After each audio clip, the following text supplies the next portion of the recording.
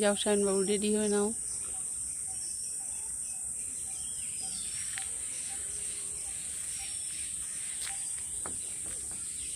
আমি সজনে গাছের সজনের পাতা নিই।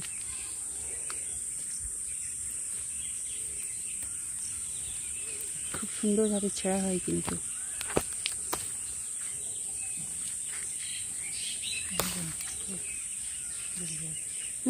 সজনের শাক খেতে হবে। খুব সুন্দর হয়েছে গাছটা। না না, পড়বো কেন, অনেক জায়গা। যাও তুমি যাও, আমি আসি, নিয়ে আসি।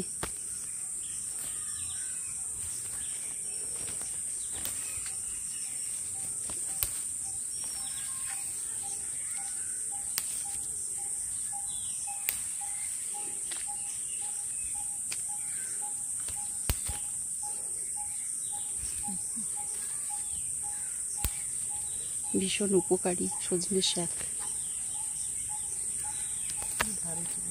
কোথায় ধারে যাচ্ছি, আশ্চর্য। না না, অনেক, এইটুকুতে হবে নাকি, আশ্চর্য।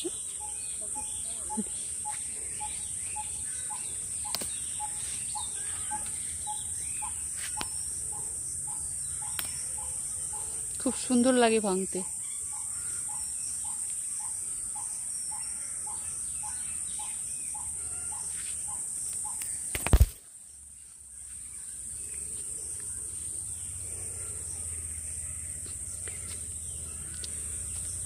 দেখো বন্ধুরা, আজকে আমি গ্রামের বাড়িতে এসেছি এবং সকাল 9টাতে গ্রামের বাড়িতে এসেছি। আমি ঠিক সন্ধ্যার পরপরই বেরিয়ে যাব। দেখো, গ্রামের বাড়ির পরিবেশ তোমাদের সঙ্গে একটু শেয়ার করি। তোমরা হয়তো আগে দেখেছো। দেখো, চারপাশে একদম গাছপালা, বিভিন্ন ধরনের গাছপালা আছে। তার মধ্যে দেখো, আমি ছাদের উপরে দাঁড়িয়ে আছি, যেটা মানে আমার ঠিক দোতলার ছাদের উপরে না, পাশে যেটা আমার বাড়ির আর কি, যে রেশন যে শপটা আছে, দেখো এত বড় ছাদটা, এবং চারপাশে প্রচুর গাছ, বিভিন্ন ধরনের গাছ আছে। আমি যেটা করছি সেটা হচ্ছে, এই যে খুব সুন্দর একটা সজনে শাকের গাছ আছে, আমি কিছু সজনে শাক পেড়ে নিচ্ছি।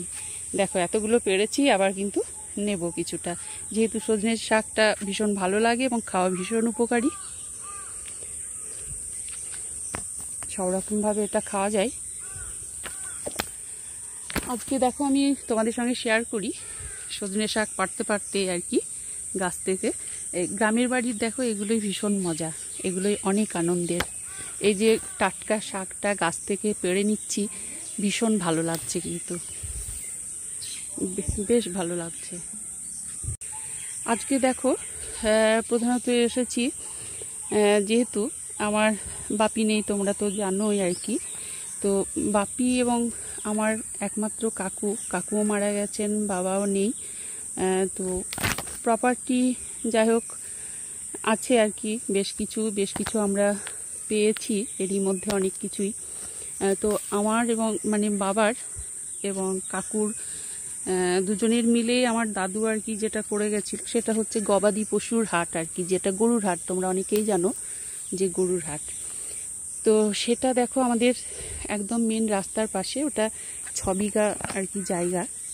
তো ওটা কাকাদের, মানে কাকার ছেলেদের সাথে, কাকার ছেলে মেয়ে আছে এবং আমরা আছি, তাদের মধ্যে আর কি ভাগাভাগি হচ্ছে।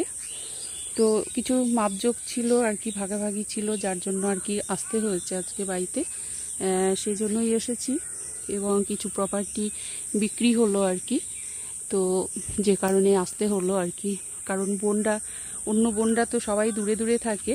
আমি বাড়ির 1 ঘন্টা দূরত্বে যেহেতু থাকি শহরে, সেহেতু আমি এসেছি, হাজব্যান্ড ছেলে এসেছি, এবং কিছুটা কাজ এগিয়েছে, কিছু জায়গা আর কি বিক্রি হলো।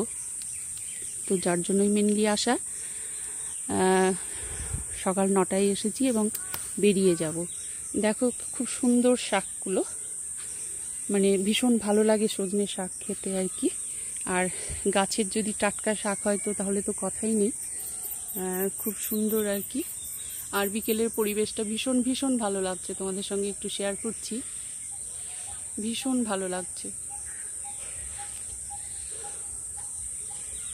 এই বাড়ির চারপাশে আরও প্রচুর ফুলের বাগান, চারপাশে নারকেল গাছ, আম গাছ প্রচুর ছিল, যেগুলো মানে মল্লিকা, আম্রপালি যে আমগুলো সেগুলো মানে কাটা হয়েছে।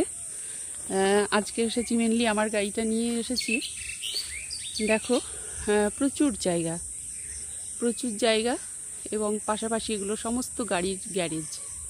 যেহেতু আমাদের বোনদের সকলের গাড়ি এবং বাড়ির গাড়ি থাকে, তা আমার গাড়িতে এসেছি। এবং সামনেটা প্রচুর ফুলের বাগান ছিল। যেহেতু আমার বোনদের বিয়ের সময় 8 বছর আগে, প্রায় 8-10 বছর হলো আর কি, মানে সবটা আর কি পরিষ্কার করে দিয়েছে। যেহেতু প্যান্ডেল করা হয়েছিল এখানে বিশাল বড় করে, সেহেতু আর কি গাছগুলো কেটে ফেলা হয়েছে। দেখো আমার বাড়ির চারপাশের গ্রামীণ যে পরিবেশ এবং গাছপালা খুব সুন্দর, ভীষণ ভালো লাগে। মন চাই আর কি এসবের ভেতরে কাটাতে, কিন্তু উপায় নেই, চলে যেতেই হয় বাড়িতে। যেহেতু আমার বাড়িটা পুরো ফাঁকা থাকে শহরে, সেহেতু ফাঁকা করে বেশি থাকা যায় না, সেহেতু আমাকে তাড়াতাড়ি চলেও যেতে হয়। তো চলো বন্ধুরা, এটা তোমাদের সঙ্গে শেয়ার করার ছিল। দেখো বন্ধুরা, এই গাছটা তোমরা এখনো পর্যন্ত যে আমার ভিডিওটি দেখছো তাদের কাছে আমার প্রশ্ন রইল, এই গাছটি কী গাছ তোমরা বলো তো। গ্রামে যে বন্ধুদের বাড়ি আছে তারা কিন্তু অবশ্যই জানো এই যে পান পাতার মতো যে গাছটা, সেটা কী গাছ, তোমরা অবশ্যই কমেন্টের মাধ্যমে জানাবে।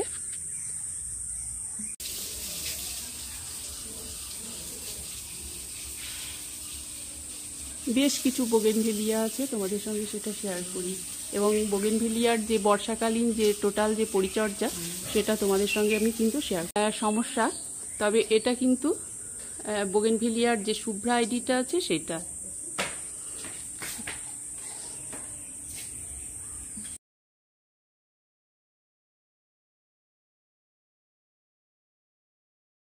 তোমাদের সঙ্গে শেয়ার করি গ্রামের বাড়ি থেকে আম্মার কাছ থেকে কী কী ভালোবাসা পেলাম, আমার এখানে এলো, সেগুলো তোমাদের শেয়ার করি।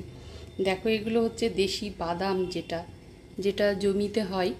যেহেতু বাদামটা মাটির তলায় হয়, অতএব বাদামটা ওঠানোর সময় না প্রচুর কিন্তু কাদা মাটি থাকে।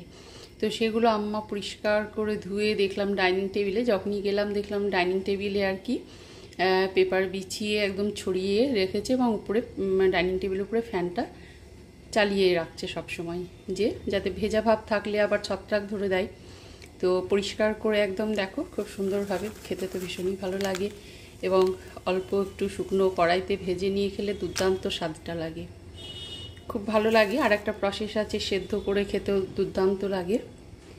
তারপরে বাড়ি থেকে পেলাম চিনি, যেটা কোনোদিনও এখন পর্যন্ত কিনতে হয় না, যেহেতু বাড়িতে রেশন আছে।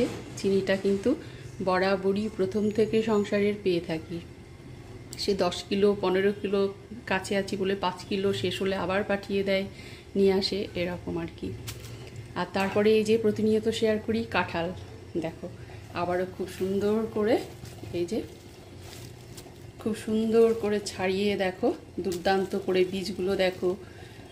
আমি তো আগেই বলেছি তোমাদের, এটা দিদা আম্মা দুজনে মিলে আর কি খুব সুন্দর করে বেছে দিয়েছে, রান্না করে দিয়েছে, গিয়ে খেলাম, মানে এরকম এতটাই পছন্দ আমাদের। অনেকটা দেখো, পুরো একটা আর কি গোটা কাঁঠাল কেটে।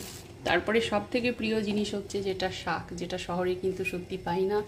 দেখো সজনে শাক, ভীষণ প্রিয় সকলের সজনে শাক।